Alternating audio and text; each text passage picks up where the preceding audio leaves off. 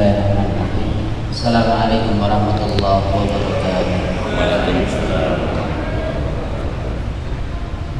Innal hamdalillah nahmaduhu wa nasta'inuhu wa nastaghfiruh wa na'udzu billahi min shururi anfusina wa min sayyiati a'malina. May yahdihillahu fala mudilla lahu wa may yudlil fala hadiya lahu. Asyhadu an la ilaha illallah wa asyhadu anna Muhammadan abduhu wa rasuluhu la nabiyya wa la rasula ba'dahu. قال الله تعالى في كتابه الكريم أعوذ بالله من الشيطان الرجيم يا أيها الذين آمنوا اتقوا الله حق تقاته ولا تموتن إلا وأنتم مسلمون أما بعد. Jemaah majelis alim yang dirahmati oleh Allah Subhanahu wa taala, pada kesempatan ini kita lanjutkan bacaan kitab Riyadhus Shalihin karya Imam An-Nawawi. Sekarang bab yang baru, berharap kepada Allah Subhanahu wa taala. Sebagai seorang hamba yang beriman kepada Allah Subhanahu wa taala, kita harus mengharap kepada Allah Subhanahu wa taala. Qala Allah taala berfirman, "Qul ya 'ibadiyalladzina asrafu 'ala anfusihim la taqnatu min rahmatillah. Innallaha yaghfirudz dzunuba jami'a innahu huwal ghafurur rahim." Qul ya ibadi, katakanlah wahai Muhammad, ya ibadi, wahai hambaku, wahai hamba-hambaku, alladzina yang asrafu, mereka melampaui batas, ala anfusihim, pada diri-diri mereka. La taqnatu min rahmatillah, janganlah kalian itu berputus asa dari rahmatnya Allah Subhanahu wa taala. Innallaha, sesungguhnya Allah itu yaghfirudz dzunuba, akan mengampuni dosa-dosa jami'an, semuanya. Innahu huwal ghafurur rahim, sesungguhnya Allah itu Maha Pengampun, Maha Penyayang. Surat Az-Zumar ayat 53. Hadirin yang dirahmati oleh Allah, inilah wujud seorang hamba itu harus mengharap ridhanya Allah, mengharap rahmatnya Allah, mengharap ampunannya Allah. Ayatnya ini salah satunya mengharap ampunan dari Allah Subhanahu wa taala. Dan itu pun bisa jadi terjadi pada diri kita, yakni di sini disebutkan ya ibadiyalladzina asrafu ala anfusihim, wahai orang-orang yang mereka itu melampaui batas pada diri-diri mereka. Melampaui batas di sini apa toh? Sebenarnya Allah Subhanahu wa taala menciptakan manusia ini sesuai dengan fitrah mereka. Sesuai dengan fitrah mereka, yakni fitrah Islam ini. Fitrah jadi orang baik. Sejak kecil itu seseorang manusia itu diciptakan dalam keadaan fitrahnya. Fitrahnya diajak baik, dia senang. Fitrahnya seperti itu. Diajak buruk, dia nggak senang. Awalnya seperti itu fitrahnya. Aturannya pun juga sama. Aturan-aturan Al-Quran, aturan Islam itu fitrahnya juga seperti itu. Kalau diajak baik, dia senang. Kalau berkaitan dengan maksiat, itu juga berkaitan dengan dosa, itu di dalam hati juga tidak enak. Itu fitrah manusia seperti itu. Namun manusia ada yang melampaui batas. Melampaui batas di sini bisa jadi salah satu contoh. Kalau zaman sekarang berkaitan dengan anak-anak kita, mungkin kita juga lihat sendiri, terutama di masa-masa pandemi seperti ini, yang sebelumnya belum boleh pakai HP karena nggak diwajibkan dari sekolahnya nggak pakai HP.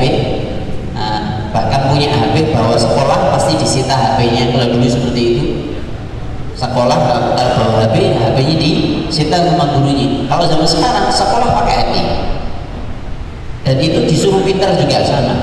Padahal naudzubillah min syarri dzalik, kita nggak tahu. Ya bisa jadi buka HP juga buka pelajaran, tapi lebih banyak buka yang lainnya, entah gamenya, entah filmnya, entah drakornya. Jadi seperti itu. Ini berlebihan. Asrafu itu berlebihan pada diri mereka sendiri. Jadi berlebihan, seharusnya melihat HP standarnya wallahu alam bisawab. Pembelajaran tiap manusia itu kan kalau menurut penelitian lihat HP itu kan nggak boleh lebih dari sekian jam. Padahal orang zaman sekarang dikit-dikit HP, dikit-dikit HP. Bangun tidur pun yang dicari bukan istrinya, istriku neng jurang gagas, tapi HP saya wis tak tes dulu. Nah, gitu. Kadang mau bilang mikirnya HP dan HP berlebihan. Nah, bukan gagas bujuni semangat dulu orang gagas. Nah, nek HP ini kok sampai ngedrop baterainya, nah ini mesti bingung. Atau bujuni kiri ini biasa wae. Nek HP ini kiri coba kerja pulang wis enggak enggak tenang di kantornya, sampai kantor HP ketinggalan wis. Kalau dompet itu kan engkau lewat jalannya ya nggak ada polisinya, nggak pakai SIM gitu aja. Kalau HP itu kan ya Allah ketinggalan itu pasti bingungnya minta ampun. Itulah yang terjadi. Nah, dan selanjutnya berlebihan berkaitan dengan HP juga sama. Ini juga terjadi pada anak-anak kita juga. Nanti silahkan diperhatikan. Kalau anak-anak kok sampai dia pegang HP sampai larut malam, bangun subuh mesti angel, jelas. Karena fitrah manusia, fitrahnya yang sesuai diajarkan oleh Rasulullah SAW. Jadi apa? Rasulullah benci hambanya, Rasulullah benci umatnya itu kalau sebelum maghrib tidur. Wal hadits ba'daha, dan banyak ngomong begadang setelah isya. Itu Rasulullah benci itu.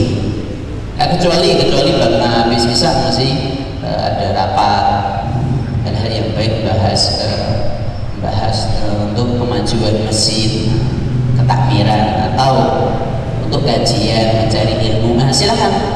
Tapi zaman sekarang berlebihannya pegang HP.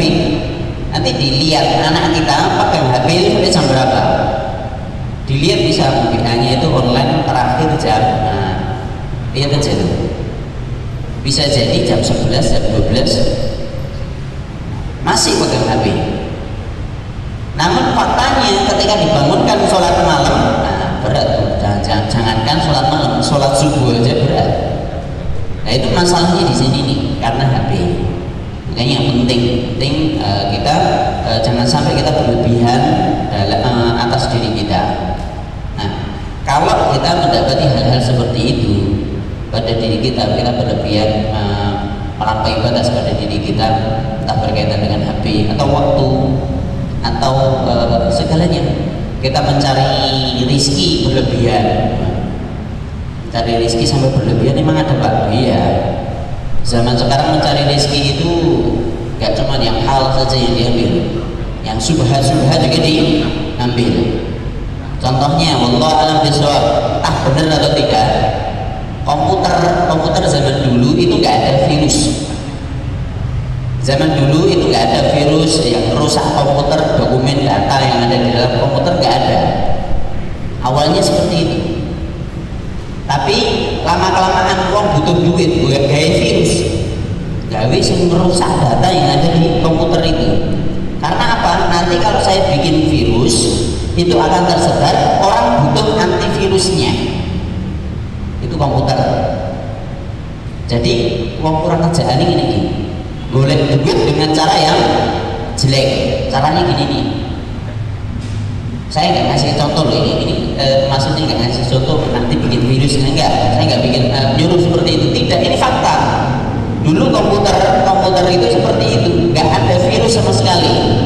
Tapi jenenge uang pengen golek duit gitu, oke pakai caranya seperti itu. Bikin virusnya, bikin antivirusnya. Dan wallahu a'lam bishawab, virus yang terakhir ada di manusia juga sama,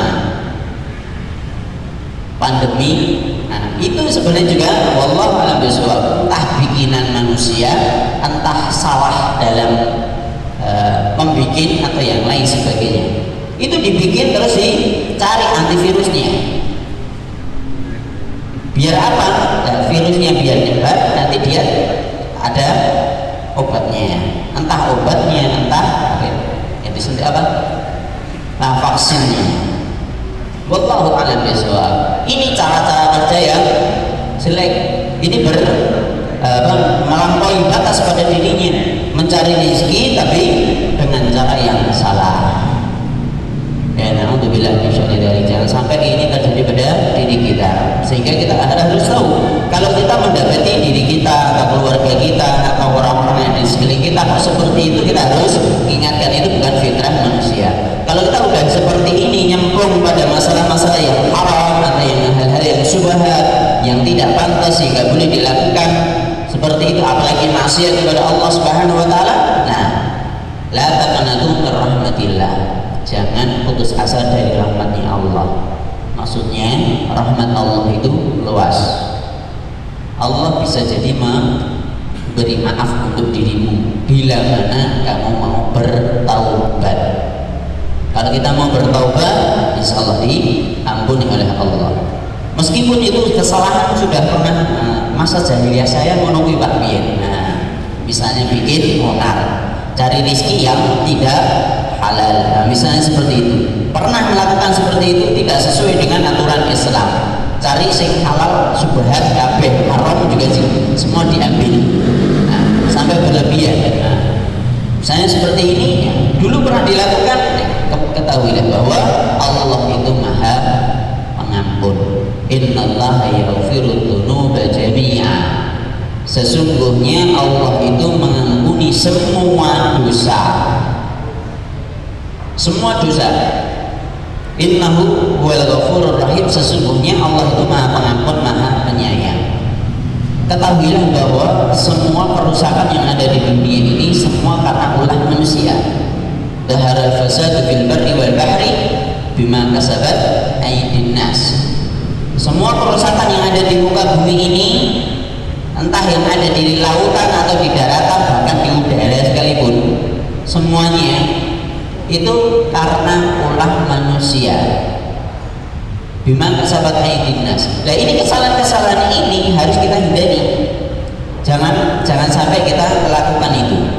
Kalau kita pernah melakukan hal-hal tersebut, kembali lagi di sini, mintalah ampun kepada Allah Subhanahu wa taala. Sekarang ditebus dengan hal-hal yang baik. Hal-hal yang misalnya dulu merusak dunia, sekarang harus memperbaiki dunia. Dulu banyak memotongi pohon di hutan, nah sekarang penghijauan. Nah, jadi penghijauan. Jadi seperti itu. Jadi dulu kita melakukan apa, sekarang dibalas dengan hal-hal yang baik. Seperti yang dilakukan oleh sahabat-sahabat Nabi yang sebelumnya mereka itu kafir, sebelumnya memusuhi Rasulullah dengan benar-benar. Nah, setelah mereka masuk Islam, mereka gunakan keseharian mereka untuk membela Rasulullah Sallallahu Alaihi Wasallam. Yang sebelumnya ada orang-orang yang membenci ulama, membenci para habaib, membenci ustaz atau yang lain sebagainya. Nah, misalnya sebelumnya seperti itu, ya sekarang cinta sama ulama, cinta sama habaib, cinta sama guru, cinta sama guru ngaji dan lain sebagainya. Hal yang memang pantas untuk kita cintai. Jadi seperti itu. Ini wujud kita mengharap rahmatnya Allah Subhanahu wa taala. Kenapa kok kita harus mengharap rahmatnya Allah? Karena dengan rahmat inilah kita akan masuk ke dalam surganya Allah Subhanahu wa taala nanti di hari kiamat. Hadirin yang dirahmati oleh Allah, pernah suatu kali Rasulullah SAW bersabda, semua amal hamba itu tidak akan bisa memasukkan hamba tersebut kepada surganya Allah. Sebaik apapun, sebanyak apapun amalan itu tidak bisa menebus surga nanti di akhirat. Sampai sahabat tanya, wala anta ya Rasulullah, engkau yang amalanmu bagus wahai Rasulullah, apakah itu juga tidak akan bisa memasukkan engkau ke dalam surga? Wala ana, amalanku pun juga tidak akan bisa menyebabkan saya masuk surga. Illa melainkan saya ini tidak dapat rahmatnya dari Allah Subhanahu wa ta'ala. Karena Allah memberi rahmat kepada Nabi Muhammad SAW, maka nanti masuk ke dalam surganya Allah Subhanahu wa ta'ala. Makanya jangan sampai kita kok merasa kakek ganjaran, merasa dosanya sedikit. Alhamdulillah. Karena amalan kita sebanyak apa sih? Apakah sebanding dengan amalan Rasulullah? Jauh. Nah, maka dari itu kita harus berusaha semaksimal mungkin, jangan merusak dunia ini dengan amalan-amalan kita, jangan merusak dunia ini dengan maksiat-maksiat kita. Ya, makanya kita berbanyak istighfar kepada Allah, minta ampun kepada Allah Subhanahu wa ta'ala.